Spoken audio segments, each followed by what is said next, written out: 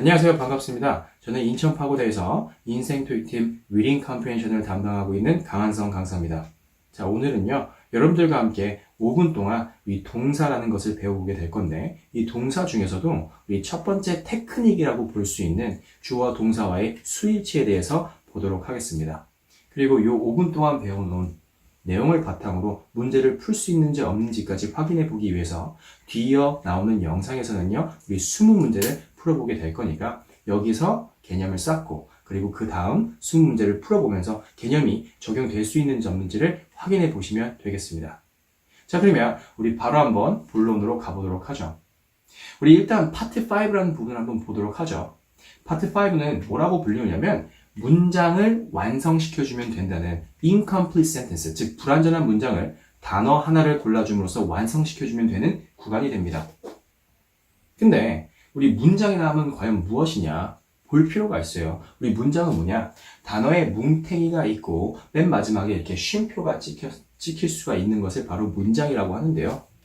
이 문장이 아무렇게나 막 등장하는 것이 아니라 만들 수 있는 것이 아니라 얘가 특정한 패턴에 의해서 만들어지게 됩니다. 그 패턴은 무엇이냐 봤더니만 바로 여러분들도 많이 알고 있는 1형식부터 5형식이라고 불리우는 예들이 됩니다. 1형식부터 5형식 특정한 패턴에 의해서 만들어지게 되는 건데요. 우리 1형식부터 5형식까지 한번 보도록 하죠. 1형식 어떻게 생겼습니까? 주어 동사. 2형식은요. 주어 동사, 주격, 보어. 3형식은 주어 동사, 목적어. 4형식은 주어 동사, 간접 목적어, 직접 목적어. 5형식은 주어 동사, 목적어, 목적격, 보어입니다. 즉 보다시피 이 1형식부터 5형식까지 빠짐없이 등장해야만 하는 것은 뭐냐면 주어와 동사가 되는데 여기서 정말 중요한 예는 뭐냐면 동사라는 예입니다. 즉 다시 말해 문장이라는 것을 완성시켜줘야 되는 파트 5에서 꼭 필요한 예는 뭐냐? 문장에 꼭 필요한 예는 바로 동사가 된다는 거죠. 사람으로 치자면 우리 사람의 백본 정도가 됩니다. 척추가 되는 거죠. 그래서 우리는 뭐부터 공부하냐? 저랑 같이 실강을 들으시는 분들은 아시겠지만 우리 처음 수업은 무조건 동사부터 시작됩니다. 이 동사에 대한 정확한 기준이 없으면 여러분들은 나머지 문장을 나눌 수 없게 되기 때문이에요. 그래서 저랑 같이 동사에 대한 개념을 정확하게 잡고 그리고 문제 푸는 방식을 먼저 배우게 됩니다. 자, 그럼 문제 유형을 한번 보도록 할게요. 문제 유형은 무엇이냐? 여러분들 제가 설명드렸다시피 문장이 구성되는 데 있어서 꼭 필요한 건 뭐다? 우리 동사라는 것을 우리가 알 수가 있습니다. 즉 다시 말해 빈 공간이 뚫렸는데 나머지 애들을 봤을 때 동사라는 품사가 없다면 빈 공간은 뭐가 돼야 된다? 동사가 돼야 된다는 부분이죠. 그러면 이 자리가 빈 공간이 동사라는 것을 확인했을 때 우리는 뭘 봐줘야 되냐? 딱 3가지 스텝에 의해서 여러분들은 문제를 풀어줘야 됩니다. 즉 동사 문제는 뭐다? 테크닉으로 푸는 건데 무슨 스텝에 맞춰서? 3가지 스텝에 맞춰서 풀어주시면 됩니다. 이 스텝이요 모든 동사 문제들에 적용되게 되니까 정확하게 여러분들이 이 스텝을 따라해 주시면 되겠습니다. 자, 첫 번째라고 볼 필요도 없습니다. 일단 빈 공간이 동사 자리라는 것을 우리가 확인하면 제일 먼저 해줘야 되는 이 빵번째 스텝은 뭐가 되냐면 동사가 아닌 것들을 선소거를 해줘야 됩니다. 제거를 해줘야 되죠. 그리고 그 다음에 해줘야 되는 건 뭐냐면 주어와 동사와의 수일치가 되는지 안 되는지, 즉 다시 말해 주어가 단수면 동사도 단수해야 되고 주어가 복수면 동사도 복수해야 된다는 그러한 심플한 룰이 되는 겁니다. 수일치가 가능한지 안 가능한지를 먼저 봐주고요. 그 다음에 과연 이 동사 형태가 능동태여만 하는지 또는 수동태여만 하는지를 구분을 해줄 수가 있어야 됩니다. 그리고 마지막으로 이 동사가 보여줘야 되는 시제가 해석상 또는 어떠한 특정한 단서가 있기 때문에 이게 현재인지 과거인지 미래인지를 구분할 수 있는 능력도 있어야 되는 거죠. 그래서 항상 우리는 스텝을 어떻게 접합니다. 동사가 아닌 것부터 선소하고 수와 태와 시제를 보는 순으로 가주셔야지만 여러분들이 실수가 적게 됩니다. 자, 그러면 오늘 우리가 이 5분 특강을 통해서 배우게 될 핵심은 뭐냐면 바로 이겁니다. 동사가 아닌 것들을 제거하는 방법과 그리고 수일치 부분을 보는 거죠. 자, 그럼 빨리 한번 볼게요. 동사가 아닌 것들을 제거해 줘야 되는데 이 동사 문제 중에서 여러분들이 제거하지 못하고 이게 동사인지 아닌지 헷갈려 하시는 분들이 간혹 있으니까 설명해 드립니다. 우리는 동명사, 투부정사, 분사 이런 얘들이 동사 문제에 보기로 나온다면 먼저 선소고 해줘야 됩니다. 왜냐하면 얘들은요 뭐라고 불리우냐? 이 동사에 준하는 역할을 한다 해서 준, 동사라고 불립니다. 즉 해석은 동사처럼 되고 취급도 동사처럼 되지만 동사의 자리에 갈 수가 없는 예예요. 지금 우리가 찾아야 되는 건 뭐다? 동사라는 거죠. 근데 여기서 뭐가 나온 거야? 동사의 해석만 되고 동사의 취급만 되지만 동사 자리에 갈 수 없는 준동사가 보기로 나온다는 거죠. 얘들은 뭐 한다? 선소거를 해줘야 된다. 그리고 당연히 동사가 아닌 명사라든지 효용사라든지 또는 부사 같은 것들이 보기에 있다면 얘 또한 소거를 시켜줘야 됩니다. 이거는 당연한 스텝이 되죠. 왜? 동사 찾아야 되는데 동사가 아닌 얘들이 되는 거니까. 그래서 얘를 먼저 해서 경우의 수를 좀 줄이고 난 다음에 그 다음에 해줘야 되는 진짜 첫 번째 first 스텝이 뭐가 되냐면 바로 수일치 부분이 되는 겁니다. 수일치는 아까 제가 설명드렸다시피 주와 동사의 수를 맞춰주면 되는 건데요. 자, 여기서 우리 핵심 포인트가 나오게 됩니다. 그 핵심 포인트는 뭐냐? 동사의 수일치하는 데 있어서 여러분들이 기억해 줘야 되는 딱 한 명, 인물 한 명이 있습니다. 여러분들도 많이 아는 이 사람이 되죠. 이 사람은 누구냐? 바로 TV에 많이 나오고 있는 샘 오치리가 됩니다. 근데 샘 오치리가 수일치랑 도대체 무슨 연관성이 있나요? 라고 물어볼 수가 있는데 여러분들 오늘 수업에서 얘만 기억하면 돼요. 샘 오치리, 우린 주어와 동사와의 샘을 맞춰주면 되는데 주어로 나올 수 있는 경우의 수는 몇 가지냐? 문장을 구성하는데 주어로 나올 수 있는 경우의 수는 5가지밖에 안 됩니다. 그리고 주어에 명사가 나왔을 때 얘를 수식하기 위해 나올 수 있는, 중간에 낄 수 있는, 명사 뒤에 나올 수 있는 경우의 수는 7가지가 되고요. 그리고 이 주어와의 수를 맞춰줘야 되는 대상, 즉 동사는요, 경우의 수가 몇 가지 나온다? 2가지가 나온다는 걸 볼 수가 있어요. 그래서 주어 5가지, 동사 2가지, 그리고 주어를 꾸며주는 가운데 끼는 7가지 해서 우리는 샘을 맞추는데 5, 7, 2가 필요하다 해서 샘 5, 7, 2가 됩니다. 그럼 5, 7, 2 각각 하나씩 빨리 한번 보도록 하겠습니다. 우리 5분 특강이기 때문에 저랑 실강을 들으면 각각에 대해서 예문을 들어주고 그 다음에 예문 보면서 어떻게 적용되는지 보여줄 수 있지만 우리 5분 특강이기 때문에 개념만 빠르게 설명하고 이 개념을 가지고 문제 풀어보면서 여러분들이 대입해 보시면 될 것 같아요. 일단 주어로 나올 수 있는 5가지를 봅시다. 이 5가지를 보는데 뭐가 있냐? 일단 주어 자리는 명사 거고요. 이 명사가 부재 시에 이 명사를 대체할 수 있는 대명사가 나올 수 있고 두부정사가 나올 수 있고 동명사, 명사절이라는 얘가 등장할 수가 있습니다. 얘들에 대해서 우리는 지금 뭐만 보면 돼? 수만 보면 되는 거죠. 우리 명사, 대명사는 여러분들이 학교를 다니면서 쉽게 단수와 복수를 나누는 방법을 배웠습니다. 뭐가 되냐?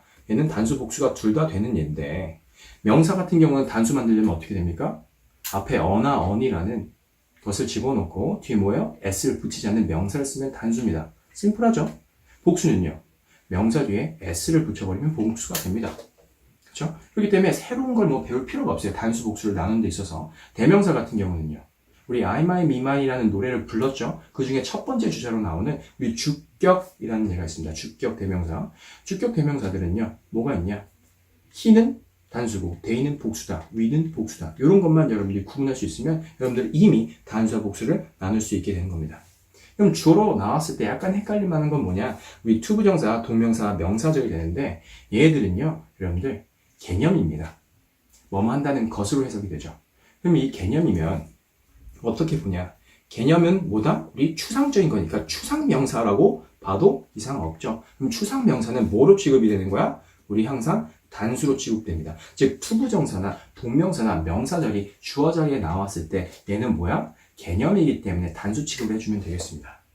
자, 그러면 우리 이 주어와의 세트를 맞춰주는 동사 볼게요. 동사의 경우의 수는 일반 동사 아니면 비동사를 2가지로 나눌 수가 있게 됩니다. 그럼 일반 동사는 뭐가 되냐 봤더니만 수를 볼게요. 단수일 경우에는 동사에다가 s를 붙여놓으면 되는 아주 심플한 룰입니다. 이게 헷갈리면 안 돼요, 여러분들. 복수일 경우에는요, 어떻게 해요? 동사 원형의 형태를 써주면 됩니다. 대신 이렇게 수일치가 되기 위해서는 얘가 어느 시제에만 가능하다? 우리 현재 시제 때만 가능합니다.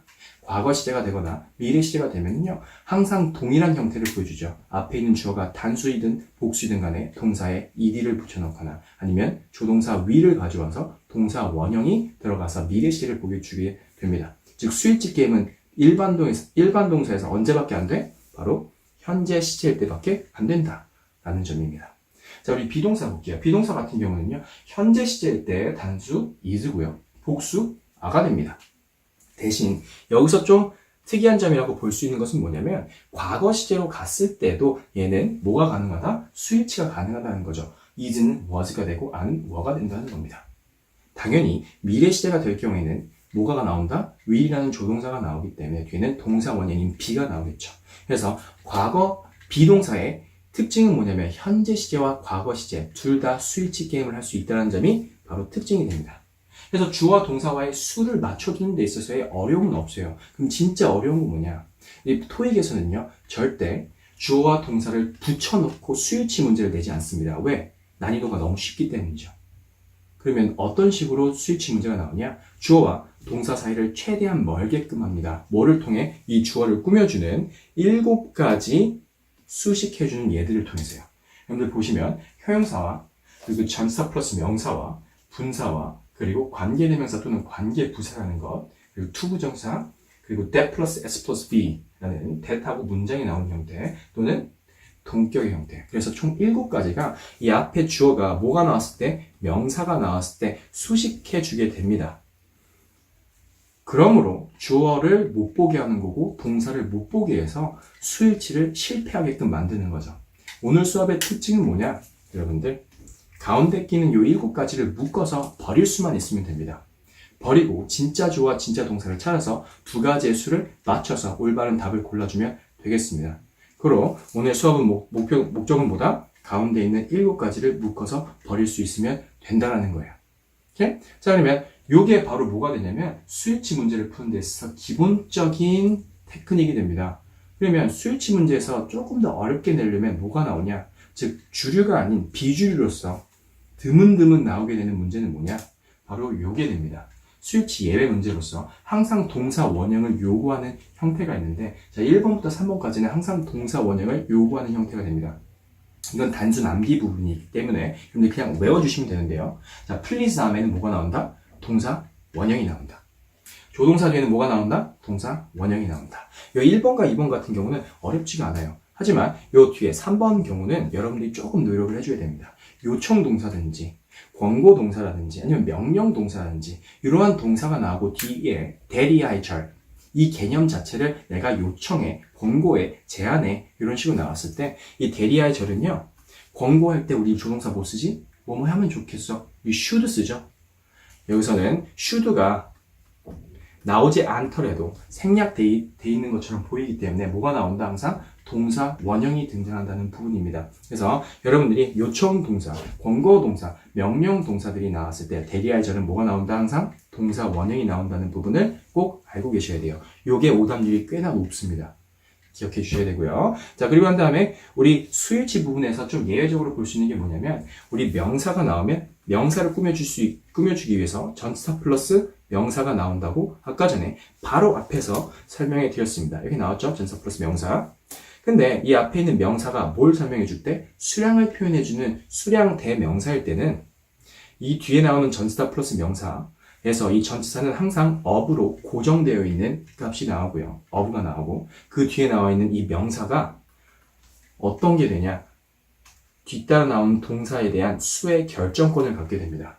절대 이 앞에 있는 수량 대명사가 수의 결정권을 갖는 것이 아니라 뭐가 된다? 이 전치사 뒤에 나오는 이 명사가 이 동사에 대한 수의 결정권을 갖게 되죠. 그래서 앞서 언급되어 있던 주류와는 약간 예외적으로 볼 수 있는 부분이기 때문에 이 4번까지 제가 가져와 봤습니다. 자, 그러면 지금까지 배워놨던 이 개념을 가지고 우리가 뒤이어서 수능 문제를 풀 건데 과연 적용되는지 안 되는지를 한번 같이 문제를 풀어보면서 따라와 보시면 될 것 같아요. 자, 그러면 바로 한번 수업에 들어가 보도록 하겠습니다.